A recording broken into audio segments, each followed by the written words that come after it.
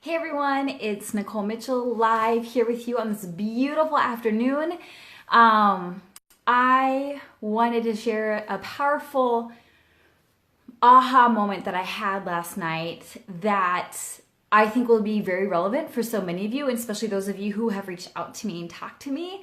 So, last night I got an email from someone I used to know years ago. I probably haven't seen this person in 15 or 20 years. So for those of you who are joining, hey, hi Jesse, hi Mallory. I just got an email last night from someone I haven't seen in a long time. And you know how you can see the very first line to the email?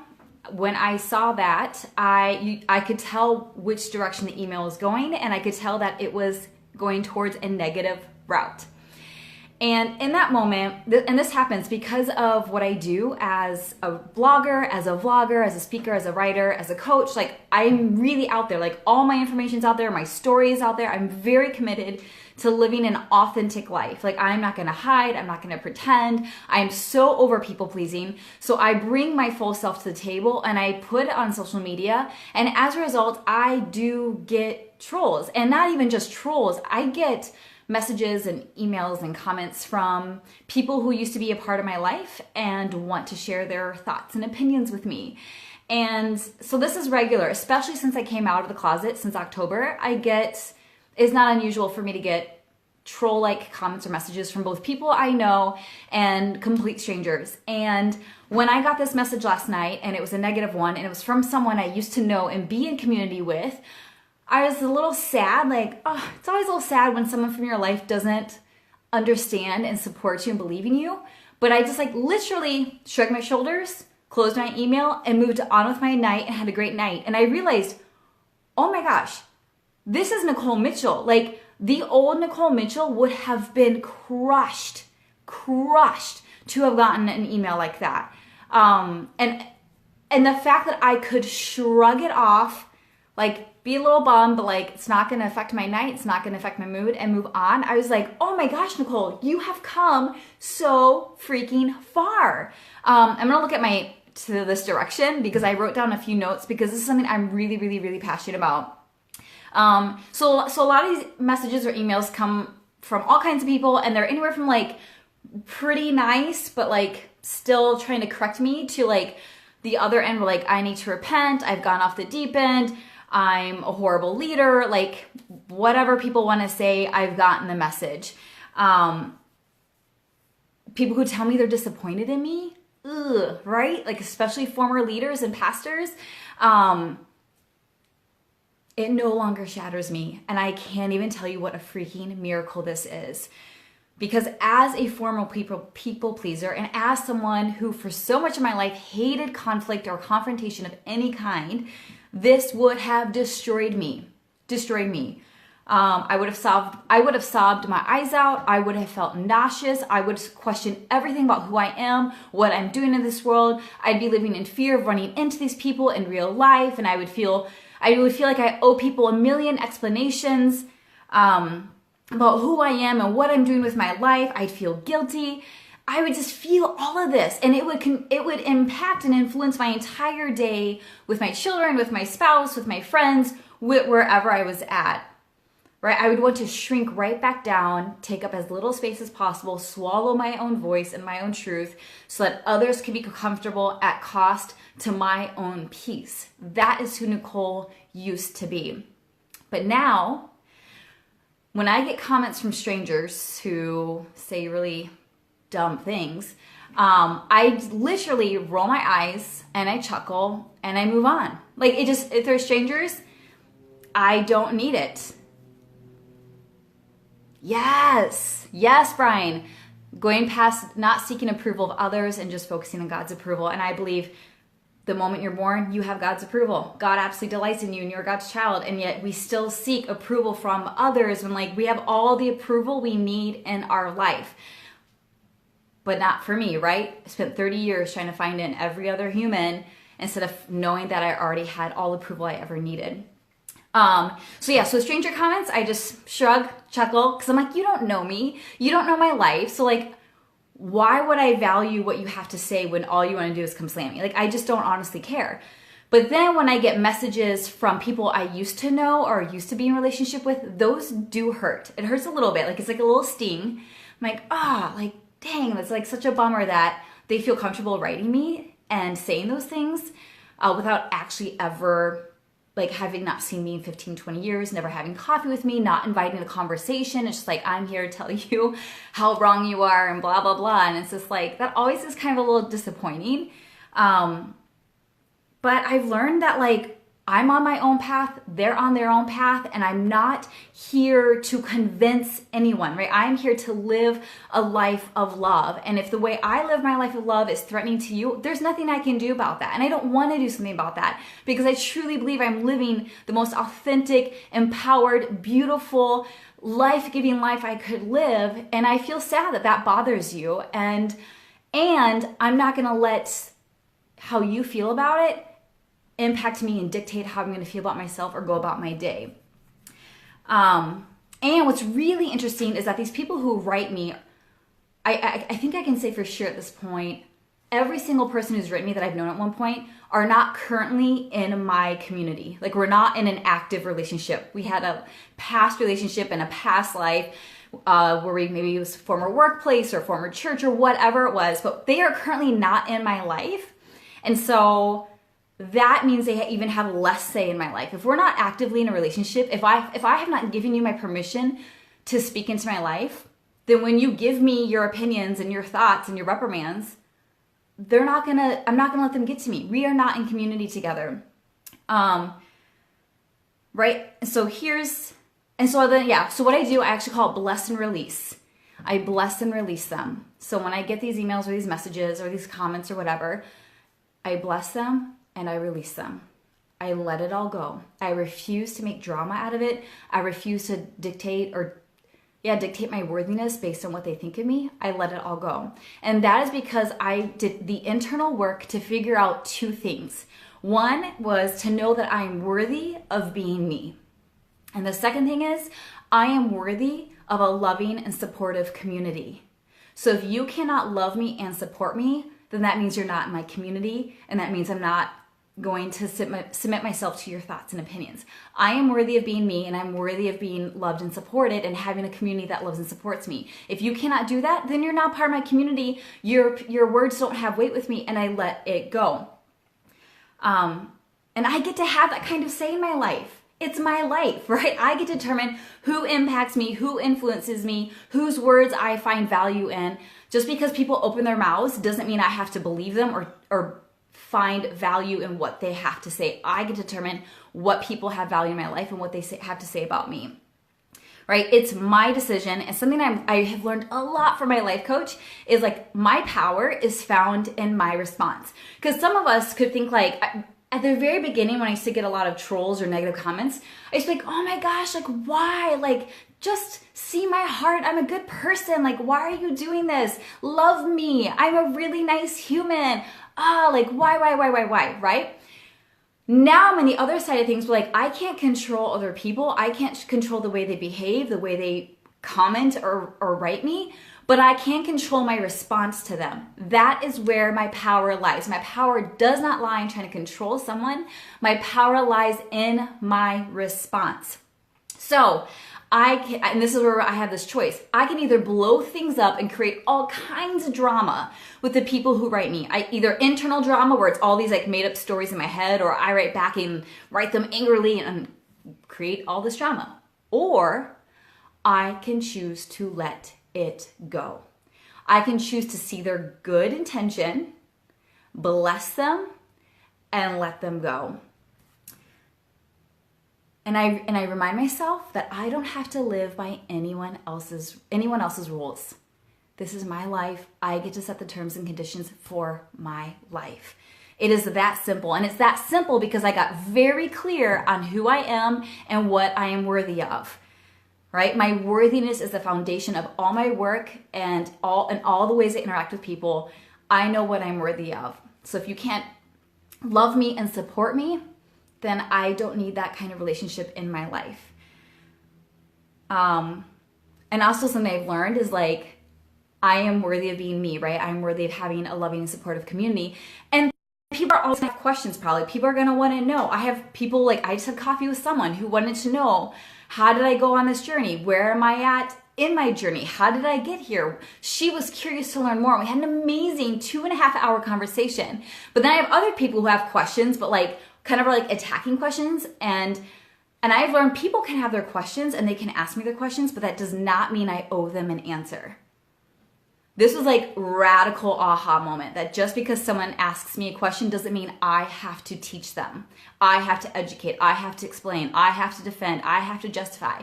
I don't, right? I get to decide what works best for me. And I realize like just because you ask me a question or write me a message, especially if it's negative, I don't owe you a response. So yeah, that's kind of like how I finally reached this point where like I can open my email now, see a negative email from someone and just like shrug my shoulders and be done with it. Like, oh my gosh, you guys, like this alone tells me miracles can happen. If Nikole Mitchell can get to this point, anyone can get to this point, I promise.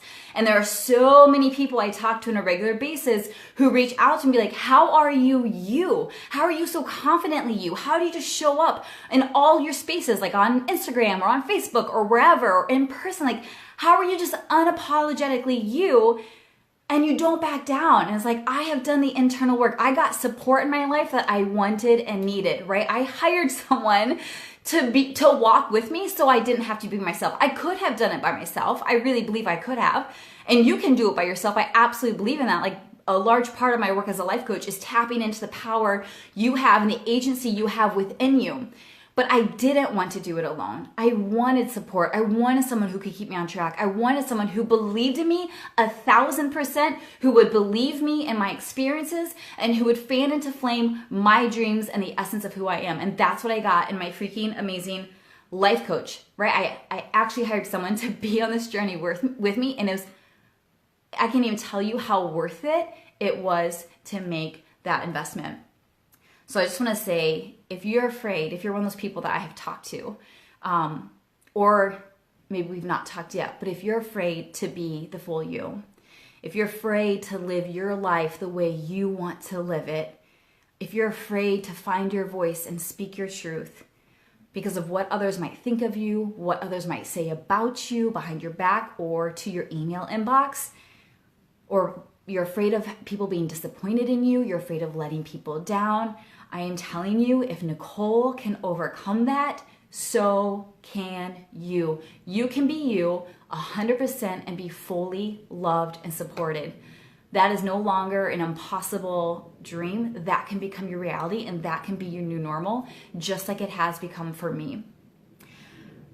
And I want to tell you guys, like, I have experienced so much freedom and power in this area. Just like I said, when I got that email last night, instead of letting it destroy my evening and me like taking out my hurt and pain on my children or on my spouse, I was able to fully enjoy my evening and go out with friends for dinner and have a great time, because all that sting and all that power in people's comments and their thoughts about me, they just don't matter anymore.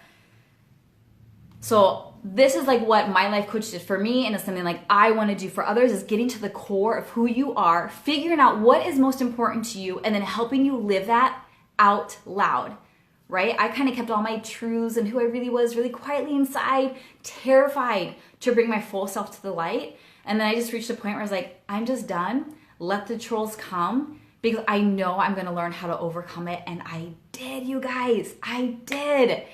So that's my miracle. And I just want to wrap it up with saying, you are worthy of being you. You are worthy of being supported, and you are worthy of being loved. You can have all of those things. You don't have to pick and choose. You don't have to be either loved or be you. You get to have it all. You get to have both. I can be me and I can be loved. I can be me and I can be supported. We have to stop operating from an either or mindset, but an both and. I get both love and I get to be me. I get to be supported and I get to be me. I'm just reading someone's comment real quick. Yeah, how would you recommend we discern feedback from someone who does so in a loving way, but comes from a place inspired by New Testament teachings? I wrestle with this. Great question, Brian. I think if you're going to have this kind of conversation, it would need to be face to face. And I don't know if it, like who you are, like if this is like your situation or just a hypothetical situation, but like if someone reaches out to me in a loving way and like wants to talk to me about how they might think I'm theologically off, in the end, I get to decide if I'm going to say yes or no to that invitation. And I have complete freedom to say no. Like I don't have to say yes just because someone invites me to have a loving conversation. And I actually think when I came out of the closet, that was a very sacred, scary, special time where like having a conversation with anyone who was not 100% affirming was not even an option. I was very vulnerable and I was very scared. So I was very strict with the boundary that unless you're 100% affirming, we're not having a conversation. Maybe 6 months or a year or 5 years down the road, whenever I feel ready, maybe then I might have a conversation with you, but ultimately I get to decide. So I think people can extend invitations, but again, we can't force it to happen. And I think face-to-face conversations are always better than emails or Facebook message or what have you. And I'd also say about the New Testament teaching, is that like we all have our own beliefs. So someone who might want to come to me, for example, and be like, well, according to the New Testament, I think this, and this, you're wrong because, you know, the Bible says this. Well, right now, for where I'm at, the Bible doesn't have authority in my life. So it's a completely irrelevant conversation where like, that might be really important to you, your New Testament teachings, but that doesn't speak to me. So we're not even on the same page. So then that conversation can't happen because we have two different sources of authority. So that's another thing. So I just got a comment, I think this week from someone on my YouTube channel, like, you owe me an explanation, a biblical explanation how this is allowed.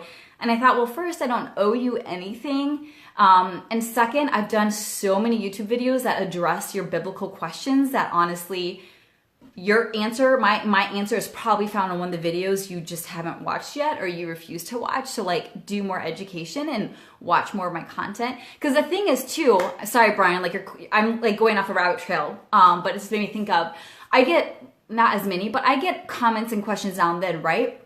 But what people think is like when one person writes me and says, you owe me an explanation, basically, that's not how they always word it, but basically it just is, you owe me an explanation.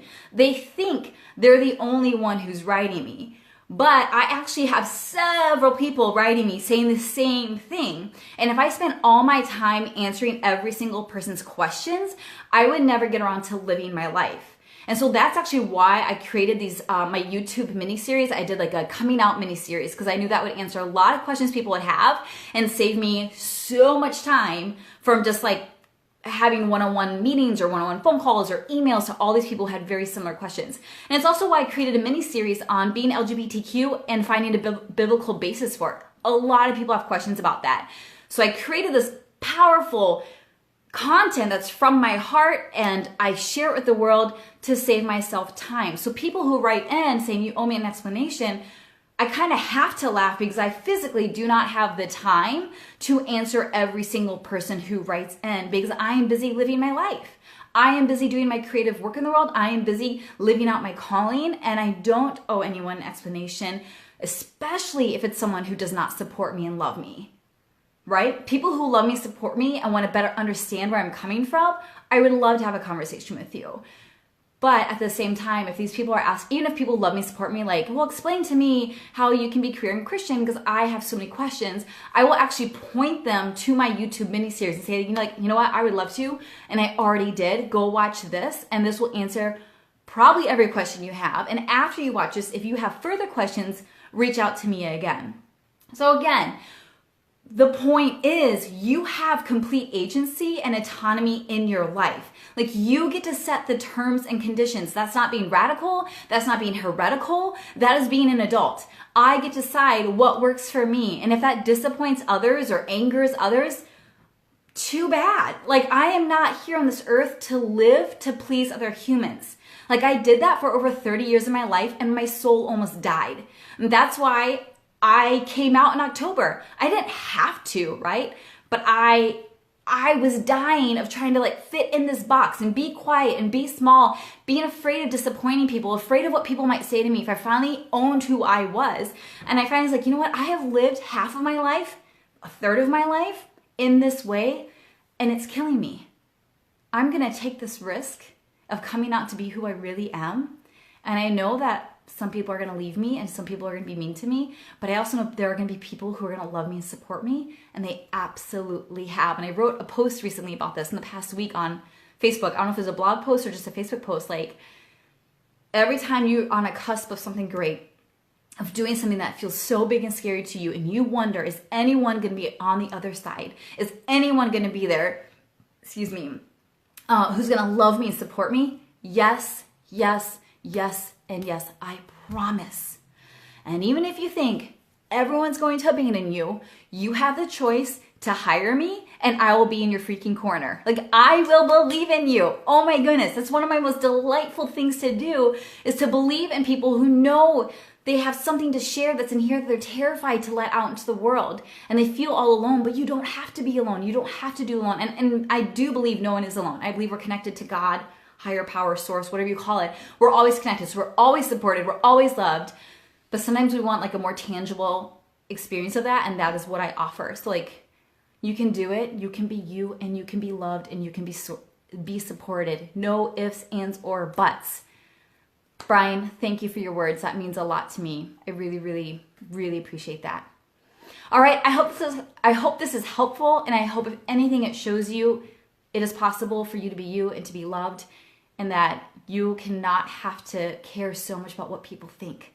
Let that go. Live your life. This is your one shot. Let's not waste it. All right? Love you guys. See you next time. Bye.